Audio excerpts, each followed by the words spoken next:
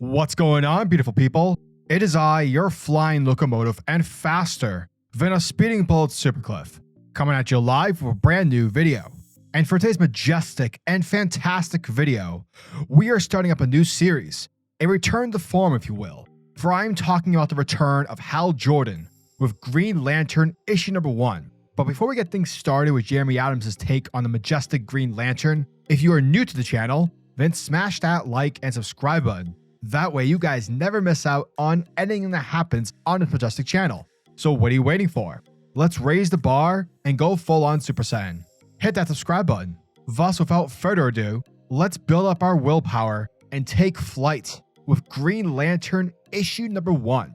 Our story begins with some construction workers who are shown trapped 100 feet underground, seemingly due to collapse or something of that sort.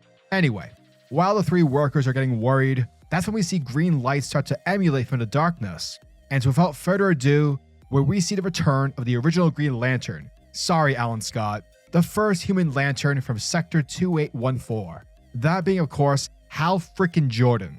The following morning, while the news is covering the situation revolving around Green Lantern saving the 3 construction workers at Ferris Aircraft, we see Carol Ferris out and about when it comes to running the company. Now it's here where her secretary lets her know that HalJordan is back, and that he's currently waiting for her downstairs. Now remember folks, both Hal and Carol go way back, and though they're known to be intimate with each other, it's not always the case. You know, there's been some awkward history between the two of them. Some of it's canon, some of it isn't, but regardless of it, they're at a point now where they're basically on and off relationship-wise. Basically Silver Age nostalgia, and that of Green Lantern history is what's keeping them, acquainted. Now while Carol is like, okay, I can't see him, Hal is bad for me, he sucks.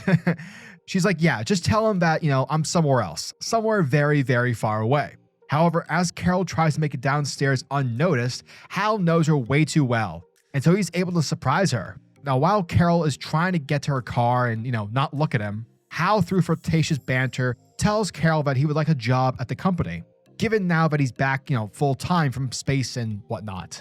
And despite knowing how much he bugs her, Carol allows Hal to come to work tomorrow. Meanwhile, at a local bar, it's here where we see the patrons cheering for the return of Green Lantern, as the TV is displaying the recent events from the previous night. However, off in the corner, we see a nefarious individual covered in shadow. Thus, it is none other than Hal's arch nemesis, Sinestro. From there, we transition over a month ago, on a night where we see Hal gazing upon the stars while sitting and drinking on top of his trailer.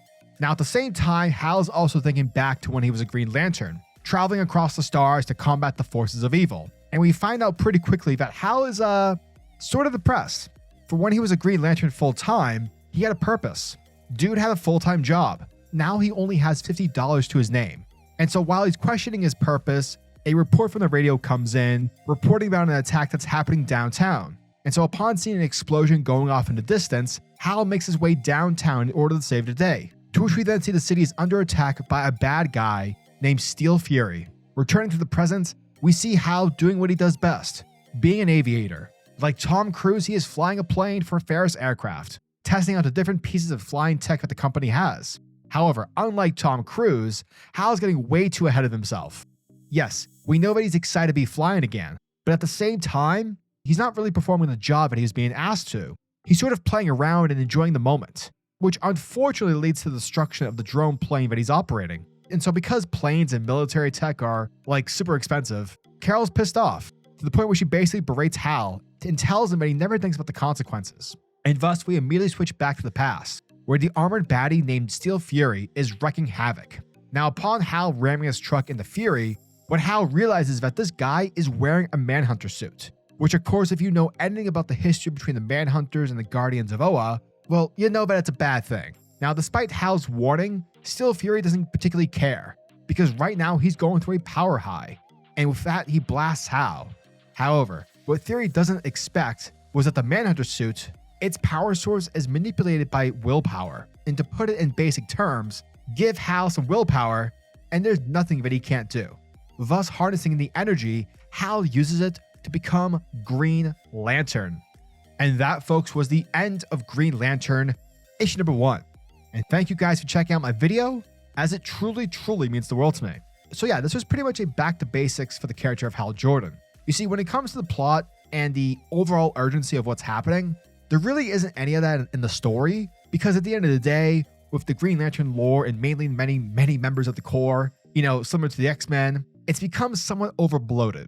Not in a terrible way, but very much in an unorganized way. Basically, every human Green Lantern seems redundant in the overall scheme that is of DC's Green Lantern. This issue doesn't blow off your socks, it's not introducing insane concepts or breathtaking mechanics. It's straight up an old-fashioned HalJordan Green Lantern story. And in the end, that's really all it needs to be.